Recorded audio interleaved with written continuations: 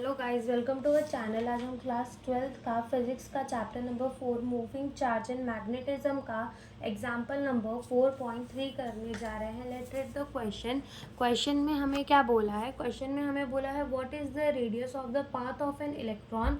हमसे रेडियस पूछा है पाथ ऑफ एन इलेक्ट्रॉन का, जिसका मास हमें दे रखा है 9 × 10⁻31 kg।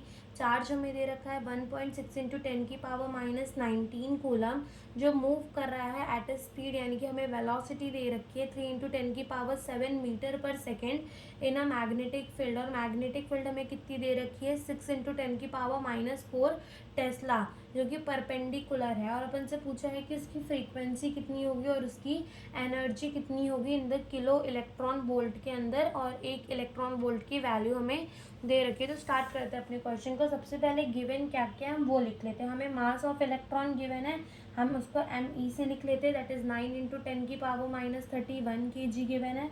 हमें चार्ज गिवन है इलेक्ट्रॉन पे, कितना है 1.6 × 10⁻19 कूलम है।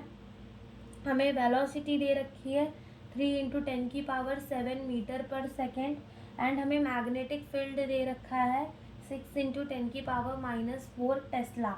और अपन से पूछा क्या क्या है, हमसे पूछा है रेडियस क्या होगी पाथ ऑफ एन इलेक्ट्रॉन की, हमसे और क्या पूछा है, हमसे पूछी है फ्रीक्वेंसी, एंड हमसे क्या पूछा है, हमसे एनर्जी पूछी है in the kilo electron volt के अंदर। तो स्टार्ट करते हैं। अब जब भी अपना एक इलेक्ट्रॉन मैग्नेटिक फील्ड के अंदर घूम रहा होता है ना, ठीक है, तो वो क्या करता है, वो एक सर्कुलर मोशन करता है। और सर्कुलर मोशन करता है तो वहाँ पे जो एफ सेंट्रीपिटल होता है वो किसके बराबर हो जाता है, अपना मैग्नेटिक फोर्स के बराबर हो जाता है। दैट इज अपना mv² इज इक्वल्स टू किसके बराबर हो जाता है, QVB के बराबर। ठीक है, बिकॉज साइन थीटा तो 90 डिग्री हो जाता है, बिकॉज जो अपना मैग्नेटिक फील्ड होता है वो परपेंडिकुलर होता है। तो यहाँ से V से V कट जाएगा और अपना क्या बचेगा, mv/r is equals to QV। तो यहाँ से जो रेडियस का फॉर्मूला आएगा, जो हमारे रेडियस का फॉर्मूला आएगा वो क्या आ जाएगा, mv/में QB के बराबर। तो अब इसमें वैल्यू पुट कर देते हैं और अपना आंसर निकाल लेते हैं। तो रेडियस इज इक्वल्स टू, मास हमें कितना गिवन है इलेक्ट्रॉन का 9 × 10⁻31 इंटू हमारा वेलोसिटी हमें कितना गिवन है 3 × 10⁻7 गिवन है, डिवाइडेड बाय हमें चार्ज कितना गिवन है 1.6 × 10⁻19 कूलम, एंड हमें मैग्नेटिक फील्ड गिवन है 6 × 10⁻⁴ टेस्ला। ठीक है, अब जब इसको मल्टीप्लाई करेंगे तो 9 3 27 हो जाएगा, और यहाँ से ये प्लस माइनस माइनस तो 10⁻⁻24 एंड 16 6 96। तो यहाँ पे पॉइंट है तो आ जाएगा 9.6 × 10⁻⁻23। और जब अपन इसको डिवाइड करेंगे तो जो हमारा आंसर है वो आएगा 2.8। हमारा आंसर आ जाएगा 2.8 × 10⁻⁻1। और अभी अपने डेसिमल को शिफ्ट कर देते हैं तो वो हो जाएगा 0.28 मीटर। अगर इसको सेंटीमीटर में कन्वर्ट करेंगे, कैसे कन्वर्ट करेंगे, इसको मल्टीप्लाई कर देंगे 100 से, तो ये हो जाएगा हमारा 28 सेंटीमीटर। यानी हमारा रेडियस कितना आया, 0.28 मीटर आया और 28 सेंटीमीटर आया। और एनसीईआरटी में हमारा आंसर जो है वो गलत दे रखा है। ठीक है, फिर उसके बाद हमें क्या पूछा है, फ्रीक्वेंसी पूछी है कि फ्रीक्वेंसी कितनी होगी। Now we know that frequency क्या होती है, फ्रीक्वेंसी 1 में टाइम पीरियड होता है। ठीक है, फ्रीक्वेंसी क्या होता है, 1 में टाइम पीरियड होता है, बिल्कुल होता है। अब स्पीड क्या होता है, देखो स्पीड होता है डिस्टेंस अपॉन में टाइम। तो टाइम क्या हो जाएगा अपना, टाइम क्या हो जाएगा, टाइम हो जाएगा डिस्टेंस अपॉन में स्पीड।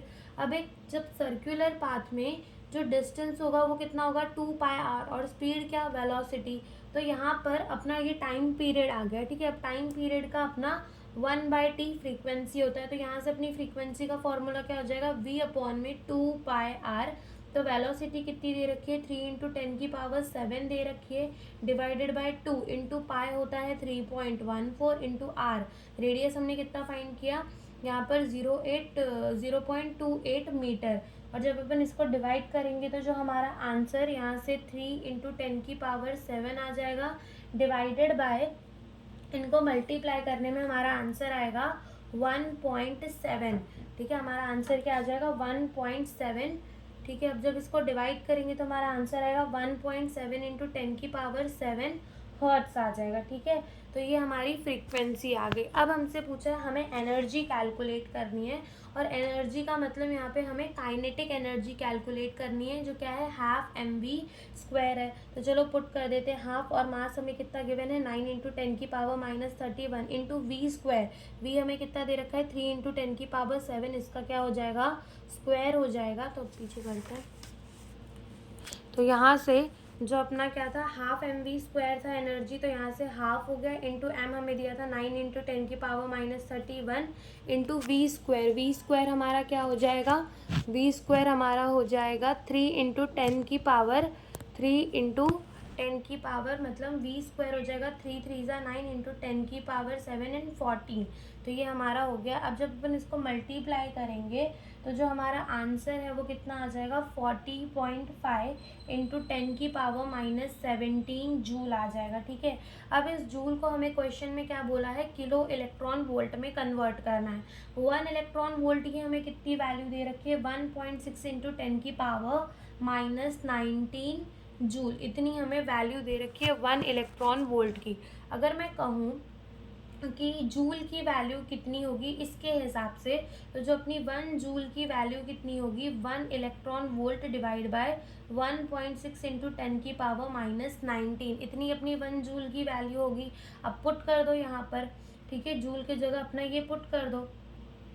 ओके, तो यहाँ देखो जो एनर्जी है वो कितनी आई 40.5 इंटू 10⁻17 एंड जूल की जगह 1 electron volt divided by 1.6 into 10⁻19 and हम जब इसको डिवाइड करेंगे तो जो हमारा आंसर है वो आएगा 25.3 इंटू 10⁻2 इलेक्ट्रॉन वोल्ट। और यहाँ पर अब जब डेसिमल को शिफ्ट कर देंगे तो ये हो जाएगा 2.5 इंटू 10⁻3 इलेक्ट्रॉन वोल्ट, और हम इसे क्या बोल सकते हैं, और हम इसे बोल सकते हैं 2.5 किलो इलेक्ट्रॉन वोल्ट। तो यही हमसे इस क्वेश्चन में पूछा था। Thank you for watching the video.